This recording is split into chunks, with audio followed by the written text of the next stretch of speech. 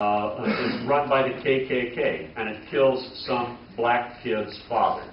Does that black kid have a right to expect, perhaps, the people who paid for the government that supported this kind of an action, does that kid have a right to expect that that compensation would be made so that this kid can go to school and have an education? I think that that is absolutely appropriate. There is another thing. I look out in this audience, I bet you that there isn't a single IQ here of less than 110. I think that the kinds of things that we're talking about work really well for smart people who can figure things out. I think that the government might be needed to help those who are less able than we are. Thank you. We have a question for Professor Lewis. Yeah. You talk a lot about natural rights, and just as a disclaimer, actually, I'm very familiar with that work. But you also talk about how the government does define certain rights for us, at least abridged in the context of living in a society. But somehow we hold this right to property as being almost more sacrosanct than our rights to live life as we choose, because we obviously do have limits on our ability to live as we choose within a society. As we're talking about, you never really address the concept of bilateral rights. So I'm going to assume that you agree with that.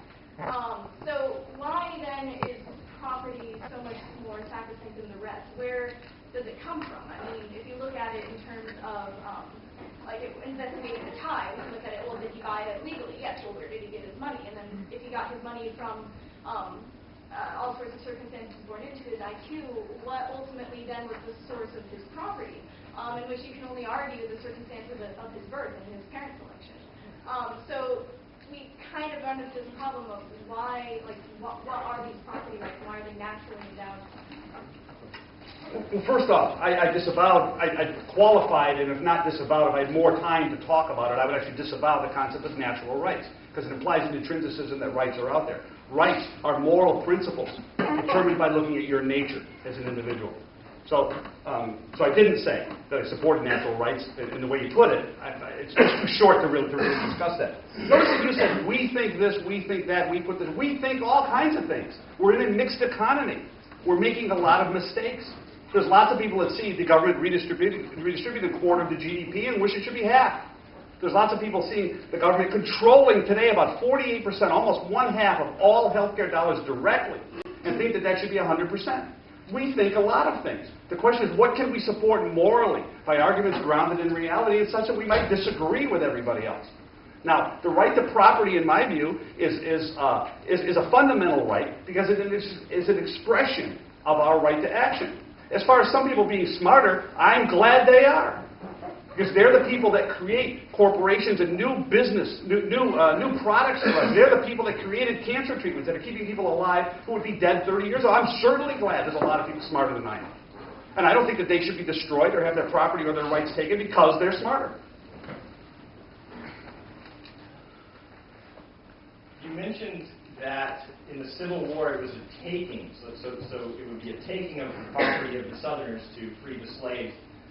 Now, earlier you said that your theory of property was that if we all agree on it, we all agree that it's his tie, it's his property, so it's a societal agreement thing.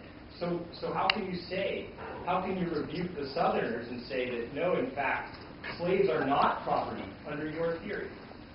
I don't think that I said that a consensus is necessarily 100% unanimity. In fact, I have huge problems with the unanimity requirement, and that's one of the reasons that I believe it's sort of a democratic government.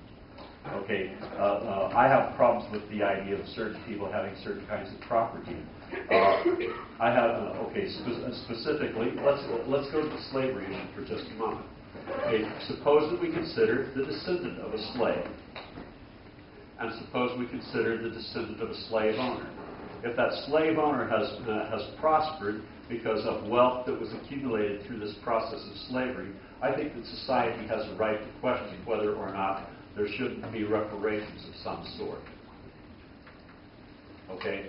So there, I think that